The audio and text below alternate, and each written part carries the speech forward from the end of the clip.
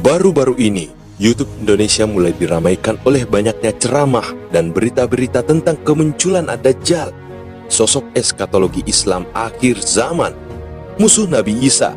Para ulama menyebutnya Sang Akbarul Fitan.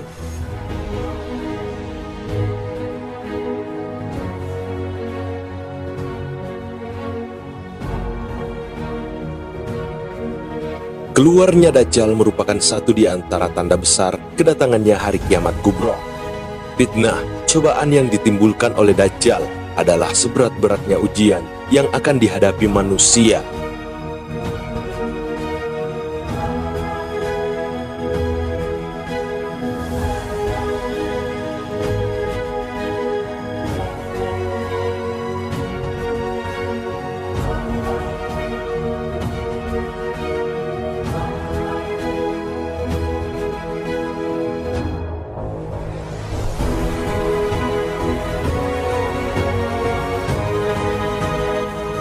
Seperti yang terdapat dalam sebuah hadis sahih, tidak ada satupun makhluk sejak Adam diciptakan hingga terjadinya kiamat yang fitnahnya, cobaannya lebih besar dari Dajjal.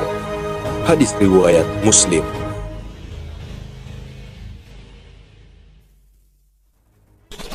Dari Anas radhiyallahu anhu, ia berkata bahwa Rasulullah shallallahu alaihi wasallam bersabda, "Tidaklah seorang nabi pun diutus selain telah memperingatkan kaumnya terhadap Dajjal, pendusta yang matanya buta sebelah. Ketahuilah bahwasanya Dajjal itu buta sebelah, sedangkan Rob kalian tidak buta sebelah. Tertulis di antara kedua matanya, kafara atau kafir."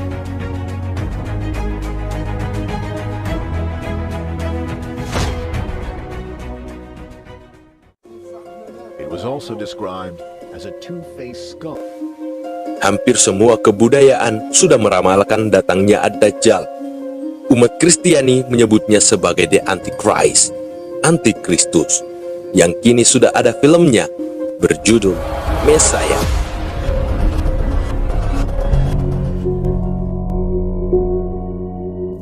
Meskipun sebagian besar orang takut dengan hal-hal semacam ini, namun tak sedikit pula yang sudah mempersiapkan diri sejak berabad-abad yang lalu untuk mengadakan acara penyambutan. Untuk lebih tepatnya, menggelar karpet merah untuk kedatangannya. Namun, sekiranya apa saja menjadi tanda-tanda kemunculan Dajjal? Mari kita ulas bersama.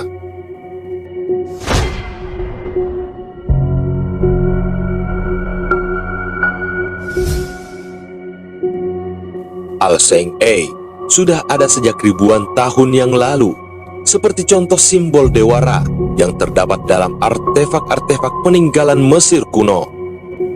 Sejak abad pertengahan, simbol mata satu kerap digunakan untuk simbol-simbol ritual secret society. Bahkan kini terang-terangan dapat kita jumpai pada mata uang dolar Amerika Serikat. Jika jeli, simbol semacam ini dapat juga ditemukan dalam keseharian kita. Misalnya saja, acara-acara musik, acara TV, acara film kartun, dan lain-lain.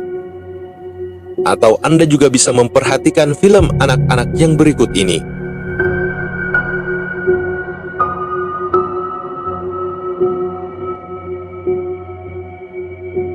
Tanda-tanda penyambutan Ad-Dajjal tidak hanya terbatas dalam ilustrasi mata satu dan segitiga, namun juga berupa struktur bangunan fisik yang dibangun untuk melayani agenda Dajjal, yaitu sebuah tatanan dunia baru yang lebih dikenal dengan istilah New World Order. Salah satunya adalah Menara Babel dalam budaya Babilonia kuno. Menara Babel dalam bahasa Ibrani disebut Migdal Bavel, dalam bahasa Arab disebut Burj Babil. Menara Babel merupakan bangunan raksasa yang dibangun di kota Babilonia.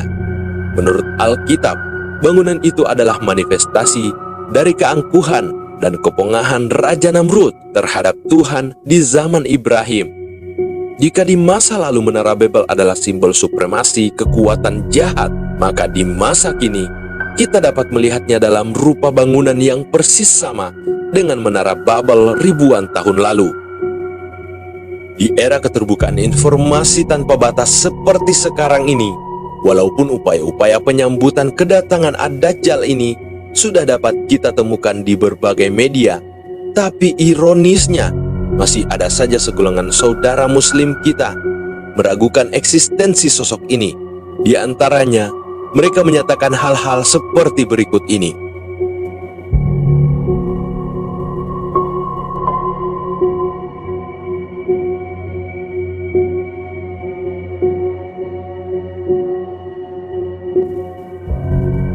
Jika diperhatikan, ternyata pernyataan-pernyataan seperti itu muncul akibat belajar agama tanpa guru, dan dapat dipastikan muslim yang berkata demikian telah termakan propaganda kaum orientalis. Di antara tokoh sentral orientalis yang berada dalam barisan terdepan dalam menghujat Islam dan mengkritisi hadis.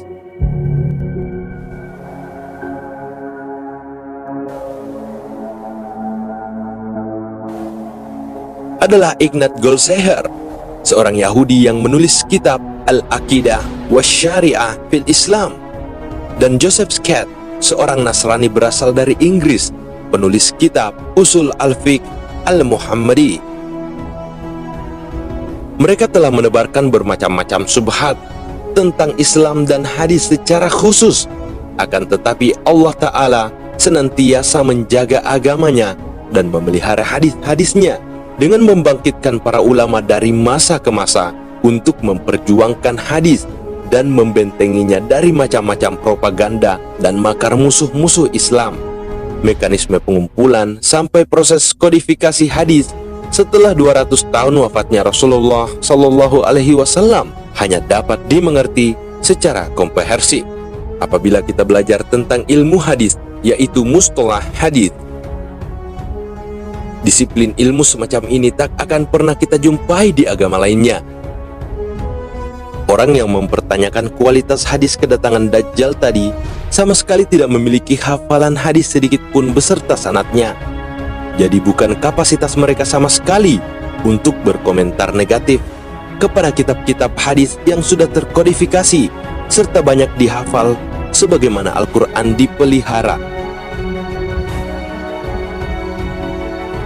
Sejauh ini, kumpulan hadis yang membahas itu derajatnya mutawatir atau beruntut dan diriwayatkan dari jalur yang amat banyak, sehingga para ulama menyepakati bahwa posisi hadis mutawatir adalah setara dengan Al-Quran sebagai sumber pokok penggalian hukum-hukum Islam maupun doktrin keislaman.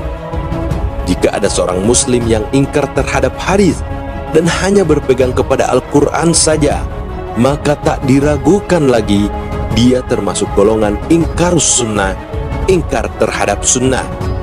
Padahal memahami Al-Quran, kita lebih membutuhkan hadis sebagai penjelasannya. Hal ini sejalan dengan firman Allah Ta'ala, dan kami tidak menurunkan kitab Al-Quran ini kepadamu Muhammad, melainkan agar engkau dapat menjelaskannya kepada mereka apa yang mereka perselisihkan itu, serta menjadi petunjuk dan rahmat bagi orang-orang yang beriman. Penjelasan sosok Dajjal dalam Al-Quran memang tidak secara eksplisit dipaparkan dalam ayat-ayatnya.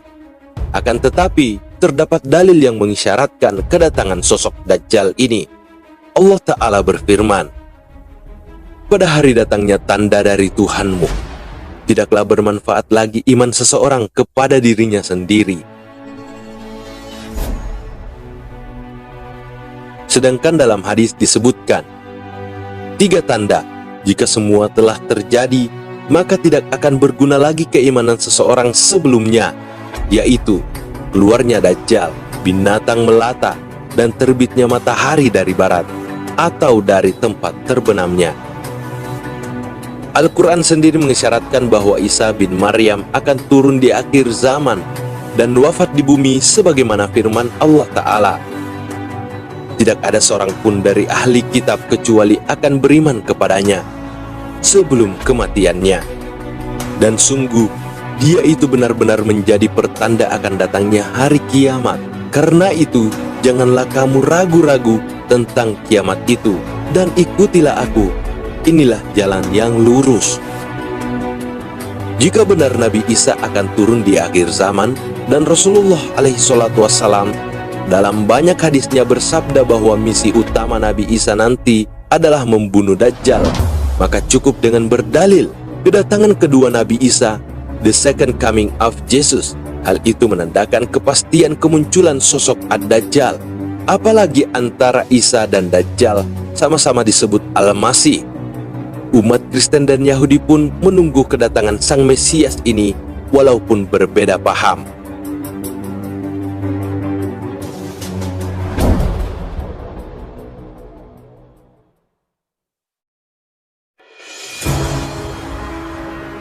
Pemirsa yang dirahmati Allah, berkenan dengan the second coming of Jesus, ada hal yang menarik jika kita buka dalam Bible. Di sana akan ditemukan bahwa Yesus kelak akan mengusir orang-orang Kristen di akhir zaman yang memujanya sebagai Tuhan. Ini terdapat pada Injil Matius pasal 7 ayat 21 hingga 23. Bukan setiap orang yang berseru kepadaku, Tuhan, Tuhan, akan masuk ke dalam kerajaan surga, melainkan dia yang melakukan kehendak Bapakku yang di surga. Pada hari terakhir, banyak orang yang berseru kepadaku, Tuhan, Tuhan, bukankah kami bernubuat demi namamu, dan mengusir setan demi namamu, dan mengadakan banyak mukjizat demi namamu juga? Pada waktu itulah aku akan berterus terang kepada mereka, dan berkata, aku tidak pernah mengenal kau. Enyalah daripadaku, kamu sekalian pembuat kejahatan. Hal ini mengisyaratkan bahwa kelak Nabi Isa tidak mengakui Kristen sebagai agama Allah. Terkait ini, Nabi Shallallahu Alaihi Wasallam pernah bersabda, dan demi jiwaku yang berada di tangannya, sudah dekat saatnya di mana akan turun pada kalian Isa bin Maryam alaihissalam sebagai hakim yang adil. Dia akan menghancurkan salib, membunuh babi, menghapus jias atau pajak, dan akan melimpah ruah harta benda hingga tidak ada seorang pun yang mau menerimanya. Kemudian pada kesempatan lain, Nabi Shallallahu Alaihi Wasallam bersabda, para nabi itu bersaudara seayah, sedangkan ibu mereka berbeda-beda dan agama mereka satu. Aku adalah manusia yang paling dekat terhadap Isa bin Maryam, karena tidak ada nabi lagi di antara dia dan aku. Jika kalian melihatnya, maka kenalilah oleh kalian bahwa dia adalah laki-laki yang sedang tingginya, berkulit putih kemerah-merahan. Dia memakai 2 buah baju yang agak kemerahan, seakan di kepalanya meneteskan air walaupun tidak basah. Dia akan mematahkan salib, membunuh babi, dan menghapuskan jizya, serta menyeru manusia kepada Islam. Di zamannya, Allah akan menghancurkan seluruh agama kecuali Islam, dan Allah akan membunuh Al-Masihud Dajjal. Kemudian terciptalah keamanan di muka bumi, hingga singa dengan unta mencari makan di tempat yang sama, dan demikian pula harimau dan sapi, juga serigala dan kambing, serta anak-anak kecil bermain-main dengan ular tanpa membahayakan mereka. Beliau tinggal selama 40 tahun, kemudian wafat dan kaum muslimin mensolatkannya.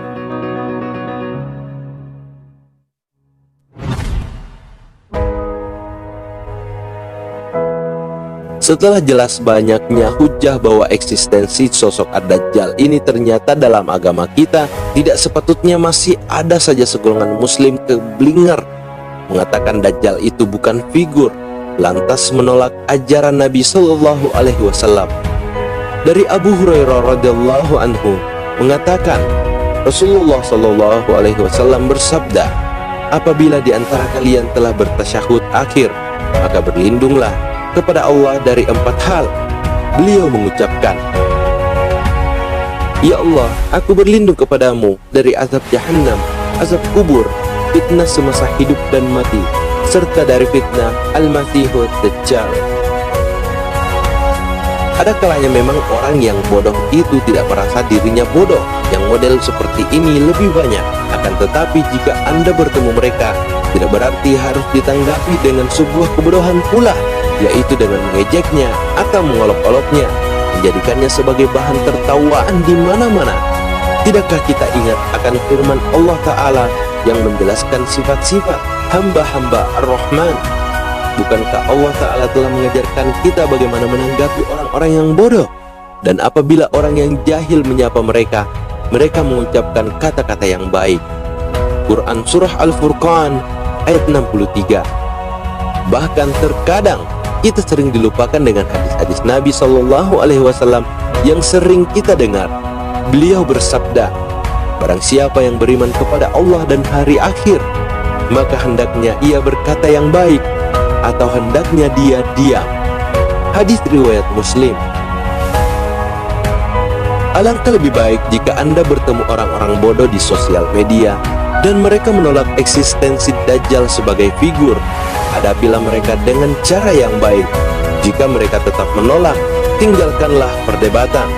Tabiat mereka justru akan memicu Anda berbuat dosa, bukan ketaatan. Nah pemirsa, demikian ulasan tentang sejumlah dalil bahwa eksistensi Ad-Dajjal memang benar adanya. Inilah mazhab Ahlus Sunnah wal Jamaah, keyakinan para pakar hadis, para fuqaha, serta para ulama peneliti lainnya. Semoga senantiasa dapat menjadi pengingat dan dapat memperluas khasanah keilmuan kita. Wassalamualaikum warahmatullahi wabarakatuh.